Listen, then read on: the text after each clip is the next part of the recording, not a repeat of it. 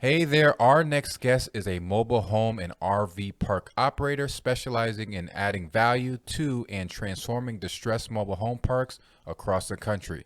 My guest, Todd Sulzinger, coming up. Welcome to the Wealth Through Real Estate Investing Podcast, your source for real world strategies focused on creating long term wealth, cash flow, and financial freedom through real estate.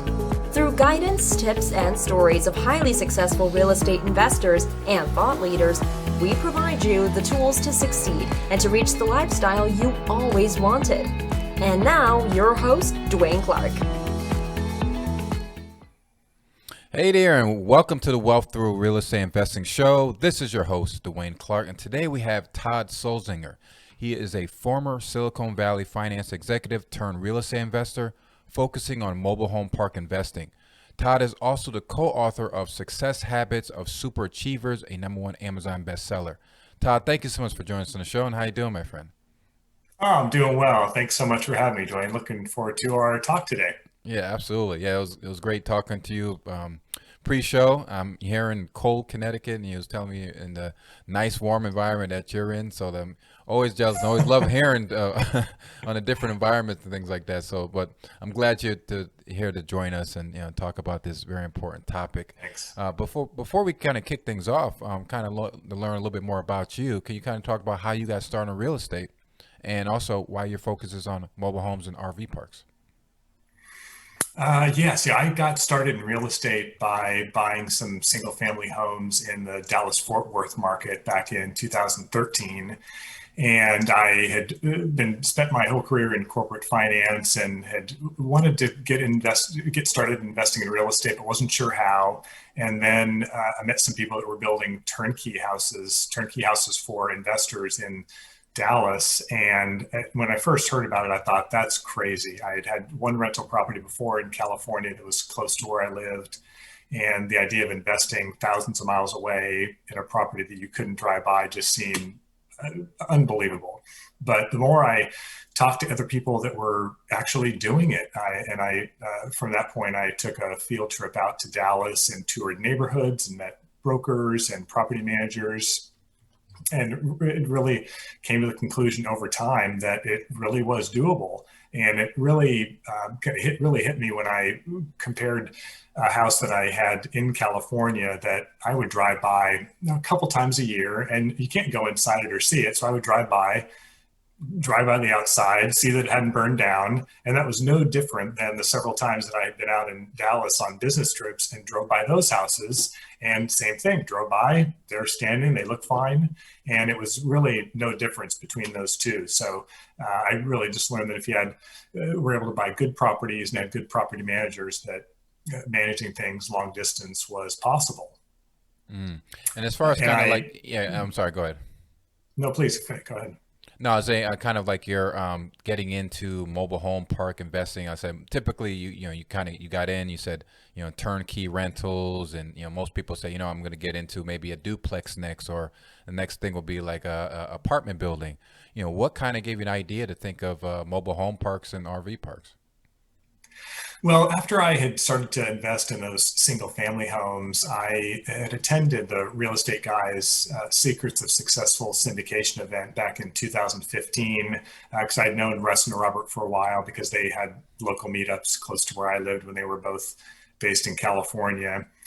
And I went to that event and thought, okay, this is what I want to do. I've got, I could combine my finance background with my passion for real estate and build this business around doing syndications. And after that event, life got in the way and I didn't actually take action and do anything about it, and just continued to invest in single family homes, invested in some other syndications.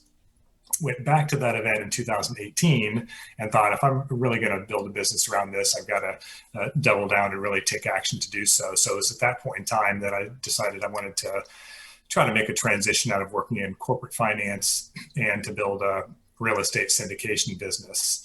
Through that process, it's deciding, what part you're going to take in building a syndication business and then what asset class. So I looked at mobile home parks, apartments, self-storage, groups of single family homes, quite a few different things. And over a couple year period, decided to zero in on mobile home parks.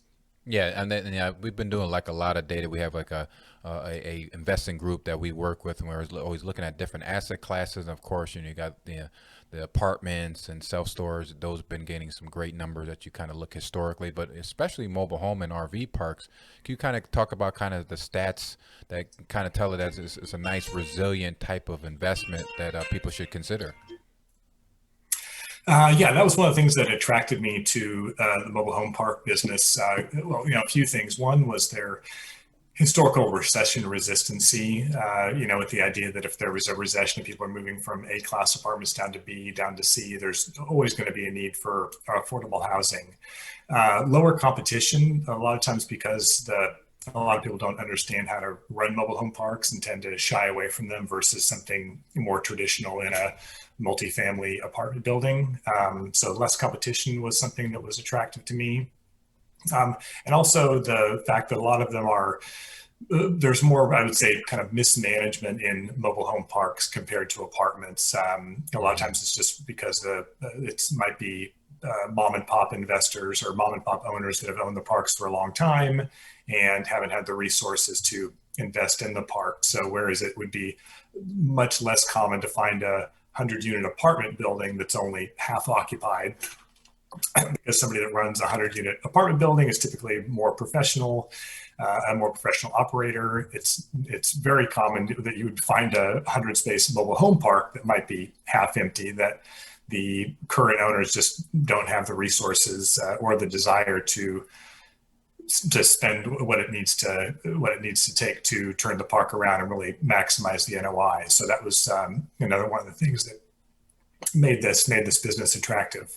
And as far as kind of like marketplaces, what's kind of like a good marketplace? I know like we talked to different sponsors with different asset classes, but is it for mobile home parks as far as kind of like you're looking for landlord friendly states or certain type of demographics? Is that the same for this asset class as well? Yeah, I think landlord-friendly state is definitely something I look for, and there's great opportunities in all over the country. But when I was focusing on buying my first parks, I was staying away from the West Coast and the East Coast, partly because of pricing and partly because of the tenant-friendly nature of those states. And then kind of the next level down in terms of the size of the markets, I wasn't looking for necessarily to go into a market that was the primary markets where, again, there's a lot more competition and prices were really starting to get inflated even in the mobile home park business in some of the bigger cities. So I was looking in smaller markets, but still trying to target metros that released 100,000 people. And that's another thing kind of interesting about the mobile home park business is that even in smaller towns, there's still typically, or oftentimes you can find good demand in markets where if you have a 50 to 100 space mobile home park, even if it's in a town between 50 and 100,000 people, a lot of times in those markets, there's not big apartment complexes or a huge stock of rental homes. So even in smaller markets, there can be a good demand for homes where you might have, in addition to people working locally, but you might have people who are retirees or on disability that have a need for affordable housing. And as far as kind of like kind of value add, I know with apartments they can add units, completely do like gut renovation jobs and things like that. As far as kind of mobile home parks, I know you had mentioned kind of like improving management and things like that. What's kind of like a typical type of thing that you would expect for someone to see when investing in like mobile home parks when they want to do kind of like a value add to increase NOI and things like that? Sure, sure. Yeah, value add in mobile home parks can come in a couple different ways. Sometimes it's as simple as getting markets closer to market rents. Oftentimes, because the mom and pops may have owned the parks for a long time, they may live in the park. They may be paid for. They don't have necessarily a big incentive if they're renting houses for $400 to $500 a month when they could be renting them for $500 to $600. For them, it's just simpler to keep things as is. So that's one way to add value. Another way is oftentimes in homes you will find vacant lots. So again, it's not uncommon to find parks that are 30 to 70% have vacant, either vacant homes or vacant lots. Mm-hmm. So if the homes are vacant, you can decide to rehab those and rent those out as rentals, or you can rehab them and try to sell them to the residents. So fixing existing vacant homes is one way. And then if there's vacant lots, similarly, you can bring in homes into those spaces and either rent them out or try to sell them to the residents. In the first parks that I bought in Georgia, we had several vacant lots, and we found a mobile home flipper. So there's people out there that buy used mobile homes, do the whole rehab, and then sell them turnkey to operators like me. And we bought a couple 3-bedroom, 2-bath mobile homes that were late 90s models for about $20,000 a piece, and we ended up renting those out in the park for about $600 per month. Wow, that's really awesome. And as far as kind of, you have mentioned for ways of finding deals. So you find like a wholesaler or investor did some renovations, end up selling you the end product. Is there any other ways? Because I know like with multifamily and other commercial spaces, they have kind of like dedicated brokerages. I don't know if that's the same for this asset class. So is it more difficult to kind of find these type of opportunities, or the way can you kind of share some of the ways that you can be able to find deals? Yeah, well, with finding the mobile homes themselves to fill in vacant lots, that can take some work, because there's been, especially over the last year or two, there's been a huge demand for mobile homes, because a lot of bigger operators going out and buying parks and doing infill. So buying new homes, there's much longer lead times than there has been historically. And prices have gone up, just some of it due to a lot of the material prices have increased. So that also then filters its way down to people who sell used mobile homes. And one of the tricks there is, one, to find them, and two, to find something close enough to where your park is, because one of the big costs in relation to mobile homes, if you're buying a new or used ones, is the delivery cost. So if you're transporting a mobile home hundreds of miles, for each additional mile, it costs more to deliver it, so that it adds to the cost of the product. And it may make it cost prohibitive. I can't find a great rehabbed mobile home in California and have somebody drive it out to Georgia. So that's it is I think a struggle for all of us in the industry, is to be able to quickly and effectively source new homes, as well as potentially finding used homes. On the actual park side itself, when I was looking, it was really just making a lot of contacts with brokers. There are brokers who specialize in the mobile home park business, and other commercial brokers that periodically get mobile home park listings, just because they're in a local market. And then the more you get into the business, the more you have access to off-market deals that you might have just through relationships that you build. Yeah, the very good point. Yeah, 'cause like I said, since it's not like mainstream, but now it's becoming more mainstream, as you mentioned, institutional investors starting to get into it, which kind of tells you about kind of like the kind of attractiveness of the product. But like I said, I wasn't really familiar with kind of all of the avenues, which is like traditional, like with the other asset classes. So I appreciate you sharing that. And I understand, just kind of going back to your book that you wrote, Success Habits of Super Achievers. Can you kind of talk about what can people learn from that book, and what's kind of how fun it was writing that? Oh yeah, so the book's great. I would really encourage everybody who is interested in really reading stories about people who have had achieved success. And it's not always as I think a lot of people know, it's not always just a direct path from A to B or A to Z, but everybody's got their struggles and things they're trying to overcome to achieve their goals. And this book was put together by Kyle Wilson, who was Jim Rohn's 18-year business partner, and he gathered quite a few people, some well-known people that he had worked with in the past, like Darren Hardy and Brian Tracy and Dennis Waitley, some people in the real estate world like Robert Helms, Phil Collin from Def Leppard, Todd Stottlemyre, who used to pitch for the Toronto Blue Jays. So this great collection of authors who just share their stories about how, kind of their journey from where they started to where they've ended up now.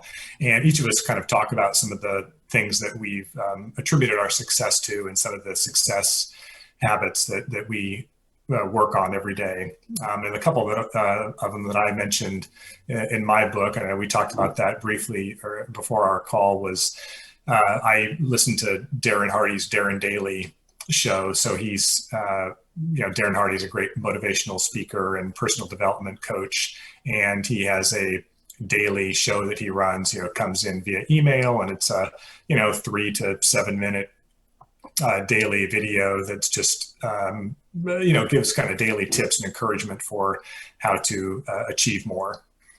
So that's one of my daily rituals, is to watch Darren Daily every morning.